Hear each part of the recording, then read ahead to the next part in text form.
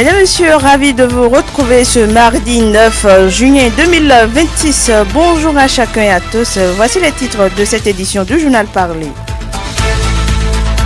On démarre par une note éducative démarrée depuis hier sur toute l'étendue du territoire national. Au CEG Malanville, le brevet d'études du premier cycle se déroule sans incident majeur. Le chef centre rassure sur le bon déroulement et fait un premier bilan rassurant pour le démarrage, puis rappelle les règles aux candidats. Restez avec nous pour en savoir plus.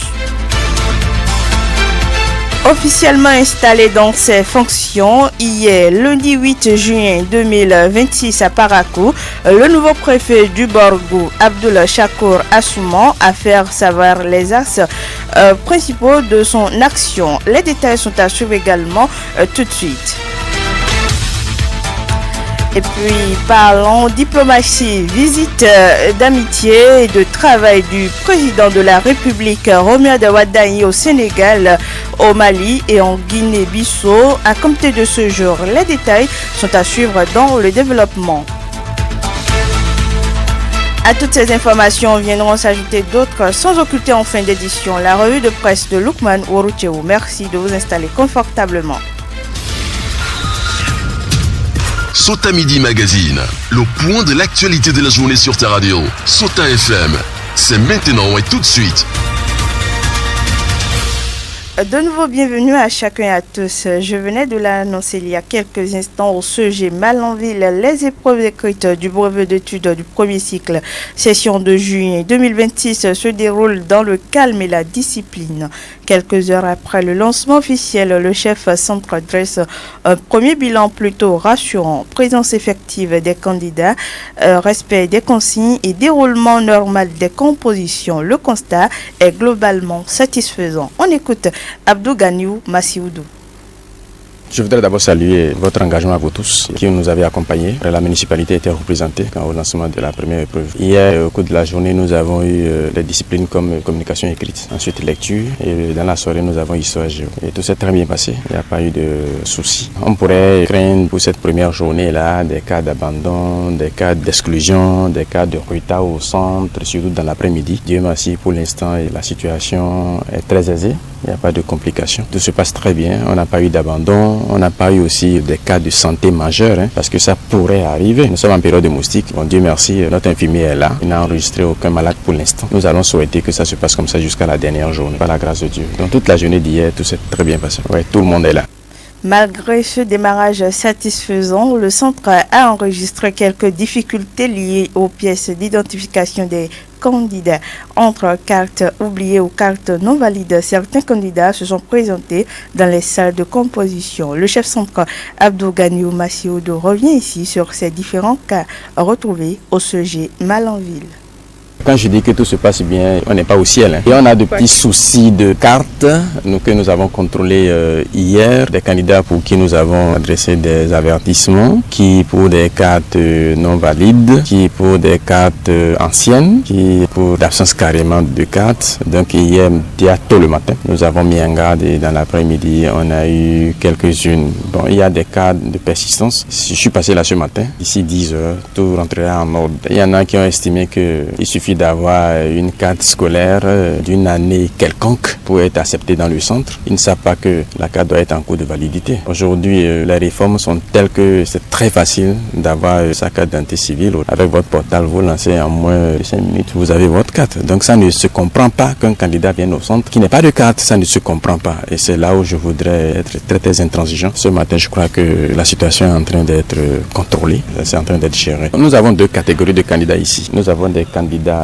officiels et des candidats dits libres. Pour ceux qui sont officiels, c'est-à-dire que ceux qui ont toujours porté kaki, et les autres, juste avec la carte d'identité scolaire, ça marche. C'est valable pour un an, juste. Pour ces candidats-là, il n'y a pas de souci. Maintenant, il y en a qui, dans leur rang, pour avoir eu plusieurs cartes par devant eux, ils vous apportent ce qu'ils veulent. Non, ce n'est pas ça. C'est la carte en cours de validité. Maintenant, pour les candidats libres, c'est là où il y a un éventail de cartes qui est autorisé. A priori, la carte CIP. Nous avons la carte biométrique. Après la carte biométrique, nous avons les passeports. Nous avons les cartes consulaires. Maintenant, s'il y a encore parmi ces candidats libres là, il y en a qui ont notre ancienne carte jaune là et qui est en cours de validité, elle est acceptée. Cela n'empêche pas que lorsqu'un candidat officiel présente l'une de ces cartes là, naturellement qu'il ne soit pas accepté, non, il est accepté.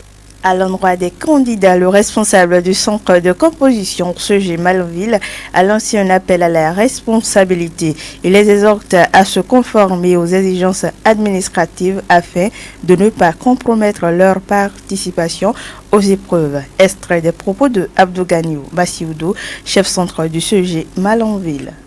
Je voudrais leur lancer cet appel-là. J'ai quelques poches de résistance au niveau de la régularité des cartes. Là, ils sont tenus déjà à 10 heures de s'arranger pour m'avoir ces cartes-là. Passé cette heure-là, je ne pourrai plus les comprendre. Les tests ont été très clairs par rapport à l'utilisation des cartes. Ça ne se comprend pas qu'un candidat puisse être dans la salle avec tout ce que nous avons dit hier, avec toute notre compréhension, avec tout le sens de management, de paternité, de compréhension, que ça puisse persister au point de croire qu'on peut se permettre ce que les tests n'ont pas prévu. Ça, c'est non. Là, je serai intransigeant par rapport à ça. Et puis, à la fin de cette première journée de composition, une équipe de la rédaction a recueilli les impressions de quelques candidats ayant composé au sujet Malanville. Suivez leur réaction.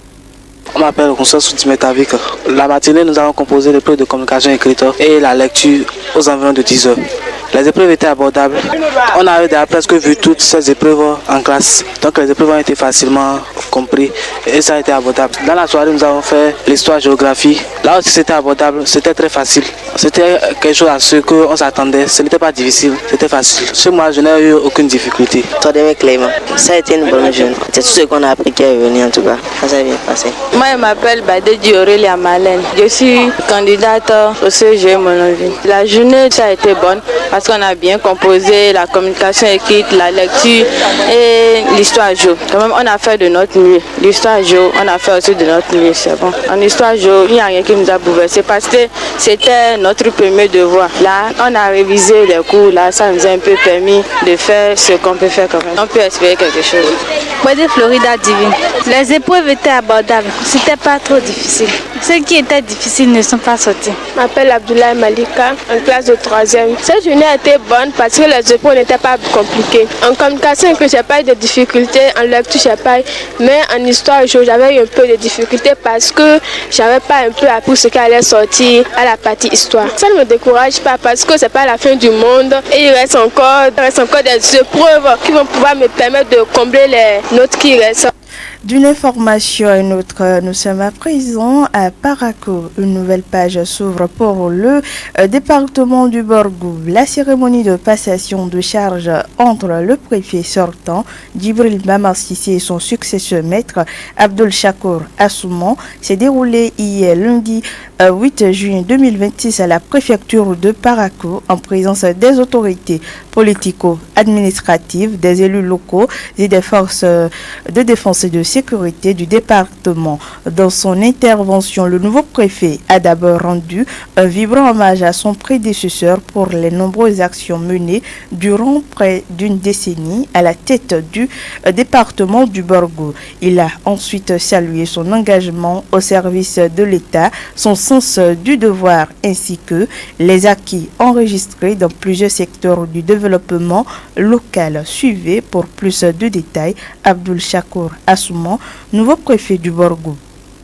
Je voudrais en cet instant solennel élever d'abord ma pensée vers le Tout-Puissant, puis exprimer ma profonde gratitude à M. Romia Douadaï, président de la République, chef de l'État, pour la confiance qu'il a bien voulu placer à ma modeste personne en me nommant préfet du département du Borgou. Cette confiance, je la reçois avec humilité et avec la pleine conscience de la responsabilité qu'elle m'engage. Monsieur le préfet sortant, cher grand frère, permettez-moi de vous dire, au nom de tout le Borgou, combien votre passage à la tête de ce département a été marqué du sceau du sérieux, de la discipline et de la rigueur. Administrateur expérimenté, vous avez d'abord épousé la réalité de cette terre comme secrétaire général de la mairie de Parakou, avant de venir servir ici comme préfet. Aujourd'hui, vous n'abandonnez pas le département, vous montez à une fonction plus haute au sein de la République. Votre nomination comme ministre délégué chargé de l'Intérieur et de la Sécurité publique est un honneur pour tout le Borgou. J'y vois un signe heureux, car celui qui prend désormais la tutelle nationale de la sécurité connaît mieux que quiconque les défis de notre département. Je ne perds donc pas un prédécesseur, je gagne un partenaire de premier rang. Recevez ici l'expression de toute notre reconnaissance et de notre fierté.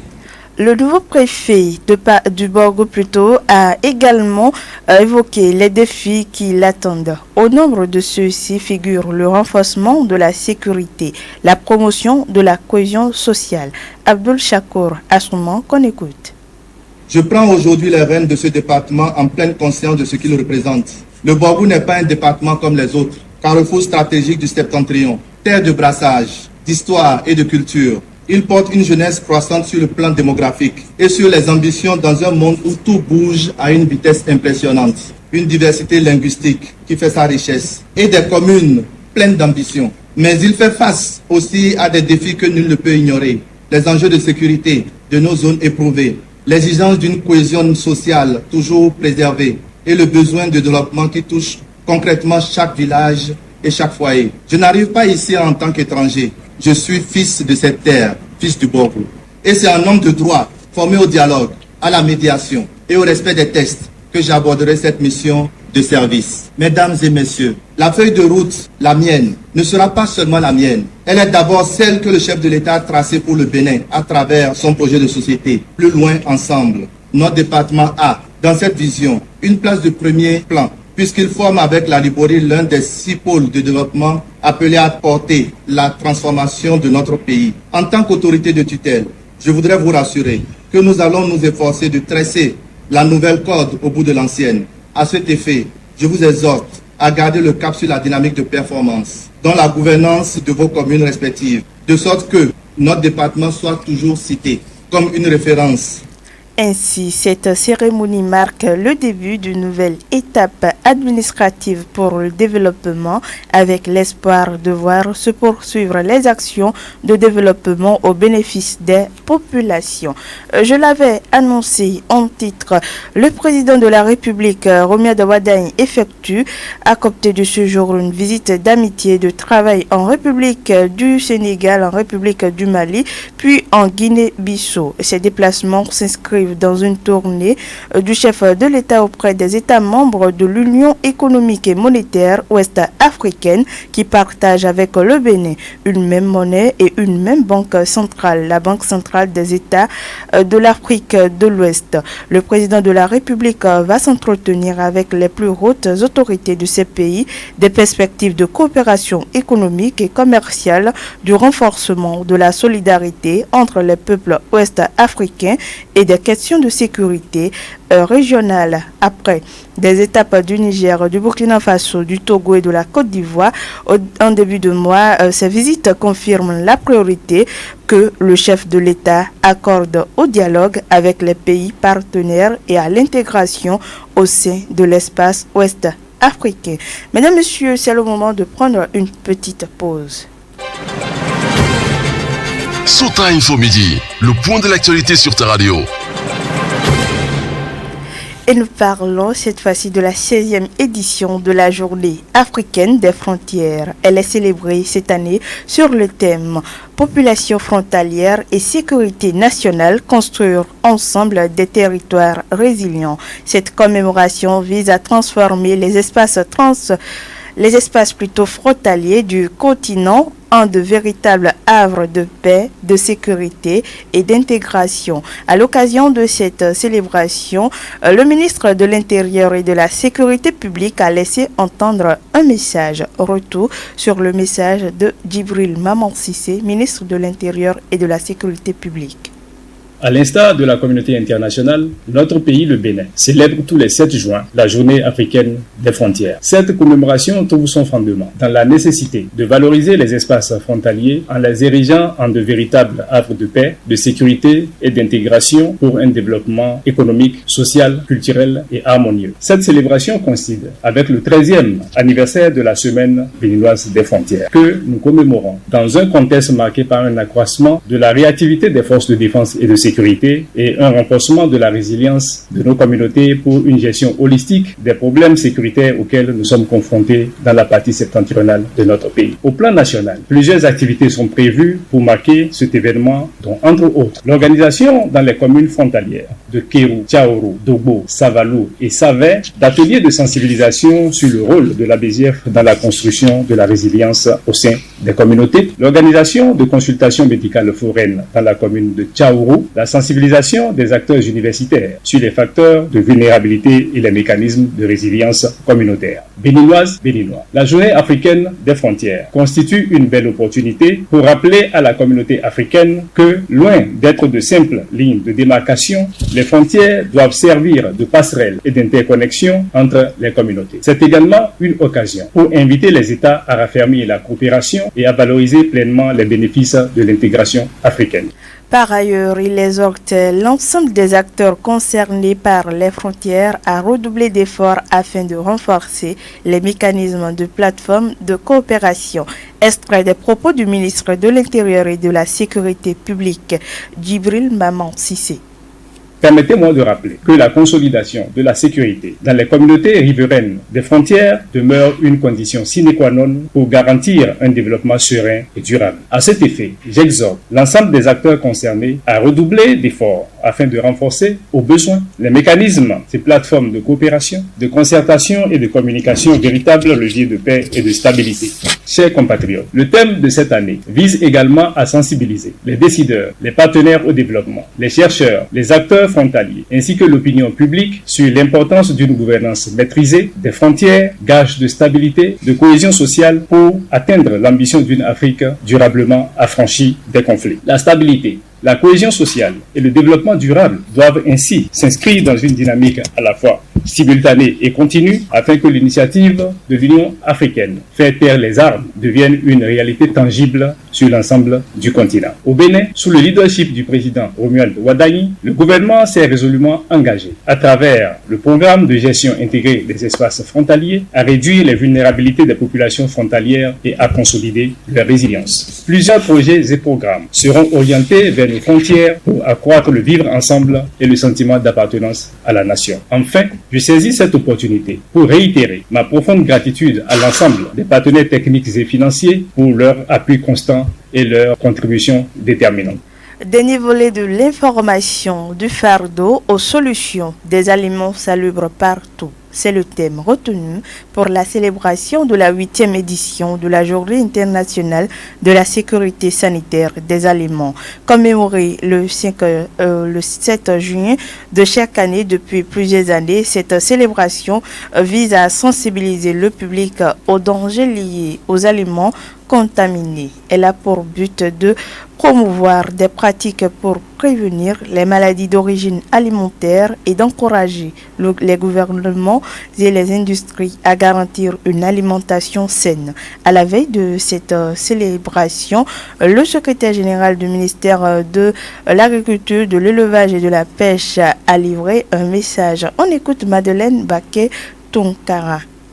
L'honneur m'échoit de m'adresser à vous en cette veille de la célébration dans notre pays de la 8e édition de la Journée internationale de la sécurité sanitaire des aliments. En effet, chaque année, le 7 juin est l'occasion de saluer les nombreux bienfaits d'une nourriture sûre. Cette journée a été instaurée pour renforcer la sensibilisation à tous les niveaux, promouvoir et faciliter les actions en faveur de la sécurité sanitaire des aliments sur la base de principes scientifiques conformément aux mesures de l'Organisation mondiale du commerce. En effet, les maladies d'origine alimentaire peuvent toucher tout le monde et partout. Avoir conscience de l'ampleur de leur fardeau aux autorités nationales et aux dirigeants d'entreprises d'agir de façon ciblée. Des données fiables sur le fardeau que génèrent les aliments insalubres pour la santé constituent les fondations de politique d'une action multisectorielle coordonnée et de choix des consommateurs éclairés par des données probantes. Au niveau national, les efforts déployés par le gouvernement du Bénin depuis 2016 ont permis de rendre disponibles des données de contamination des aliments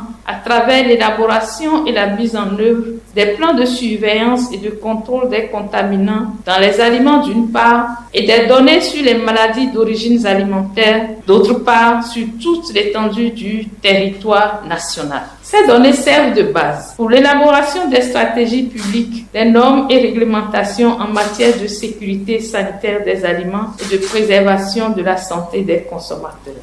Malgré les efforts déployés par le gouvernement béninois, il reste encore des défis liés à la production et à l'utilisation des données sur les maladies d'origine alimentaire. C'est pourquoi la secrétaire appelle à plus d'efforts pour la sécurité sanitaire des aliments au Bénin. On écoute pour plus de détails.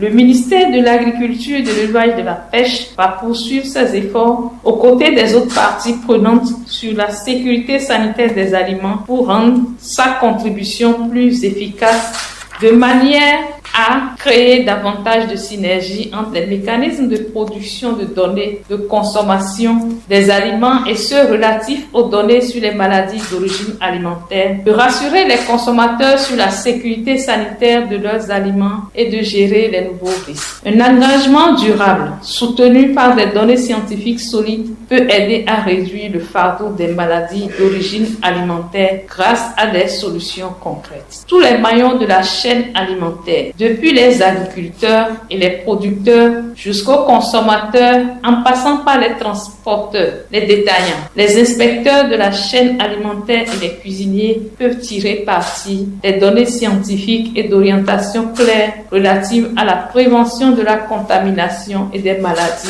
qui en découlent. Ainsi, les entreprises du secteur alimentaire sont appelées à mettre en œuvre des programmes fondés sur des données scientifiques probantes afin d'identifier les risques de contamination potentielle et veiller à la manipulation, la transformation, la distribution, l'entreposage sûr des aliments. Les consommateurs, quant à eux, doivent apprendre à reconnaître des aliments sains et sûrs. Pour ce faire, ils sont invités à rester informés, suivre et appliquer les conseils des autorités nationales en matière de sécurité sanitaire des aliments.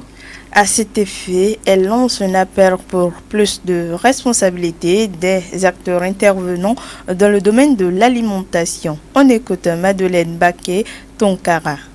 Je ne saurais terminer mes propos sans lancer un appel à plus de responsabilité dans le domaine de la sécurité sanitaire des aliments à l'endroit de tous ceux qui cultivent, transportent, stockent, distribuent, vendent, préparent, servent et consomment des denrées alimentaires. Je suis sûre que cette journée représentera pour nous tous une occasion de réfléchir sur les meilleures voies pour consolider les acquis et renforcer notre système national de sécurité sanitaire des aliments. Vive la journée internationale de la sécurité sanitaire des aliments. Vive la coopération nationale et internationale au service de la sécurité sanitaire des aliments. Vive le Bénin. Je vous remercie.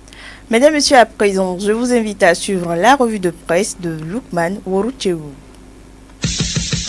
Suivez la revue de presse sur Souta FM. Amis de la plume et du papier, mesdames, messieurs, bonjour. Direction générale des douanes béninoises, Raoufou Malehossou a pris officiellement les commandes. Le sujet est largement traité ce mardi par les journaux. Le matinal Décryptage Info Matin Libre, Dabarou, Le Pays Émergent, La Boussole et autres publications rapportent qu'à la suite de sa nomination en Conseil des ministres mercredi 3 juin, le nouveau directeur général des douanes béninoises, le colonel Raoufou Malehossou, est entré officiellement dans ses nouvelles fonctions. C'était hier lundi 8 juin lors de la cérémonie de passation de charge à la direction générale à Cotonou.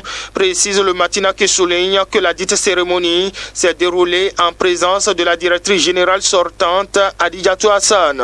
En prenant la parole devant les cadres et agents des douanes, le colonel Raoufou Malehossou a affirmé qu'il mesure le poids de cette nouvelle responsabilité. Sous sa direction, retient mon confrère, il veut que la douane œuvre davantage pour la mobilisation des recettes, la sécurisation des frontières, la facilitation des échanges commerciaux et l'accompagnement de la dynamique de développement engagée par le gouvernement Wadaï.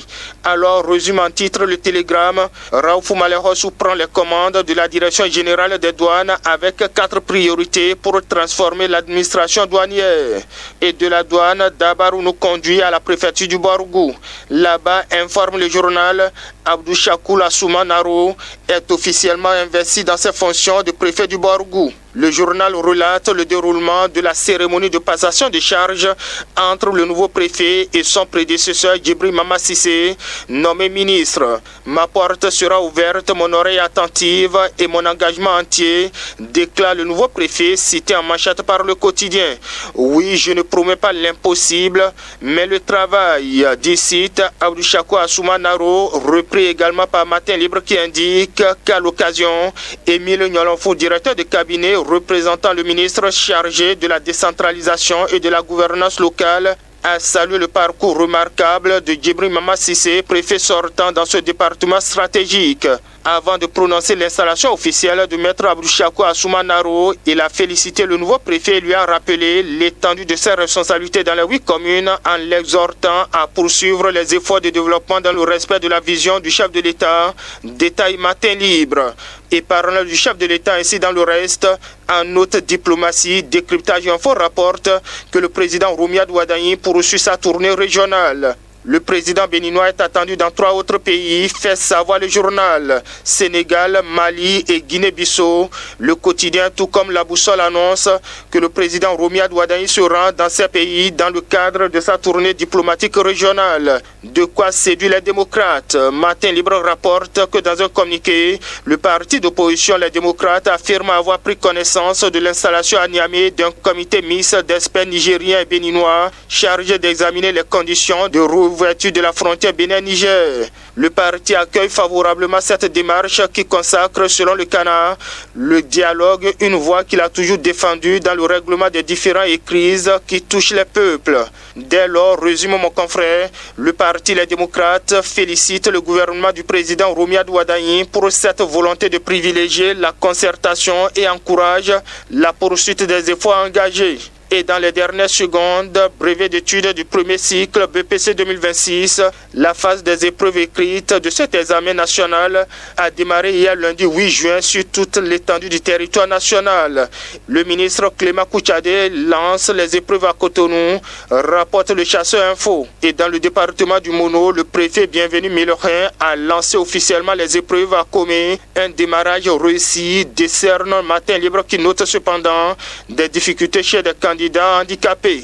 Les détails à lire dans les colonnes du journal. Et fait divers pour finir, 2 délinquants spécialisés dans le vol par étranglement sont mis hors d'état de nuit à Pau. Ils sont arrêtés par la police républicaine, informe le matinal, mais également Décryptage Info. Du côté de Calavi, renseigne Phoenix Info. 2 étudiants sont condamnés à 12 mois de prison avec sursis pour tentative de vol de cabri. Sans commentaire, mesdames, messieurs, ainsi va l'essentiel de l'actualité, tel que traité par la publication ce mardi. Fin de cette revue. Merci de m'avoir suivi. À demain. C'était la revue de presse sur Souta FM.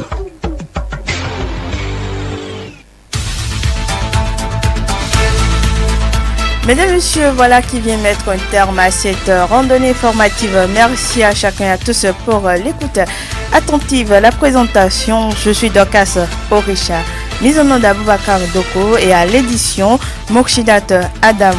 Très belle suite de journée à chacun et à tous. C'était Souta Midi Magazine.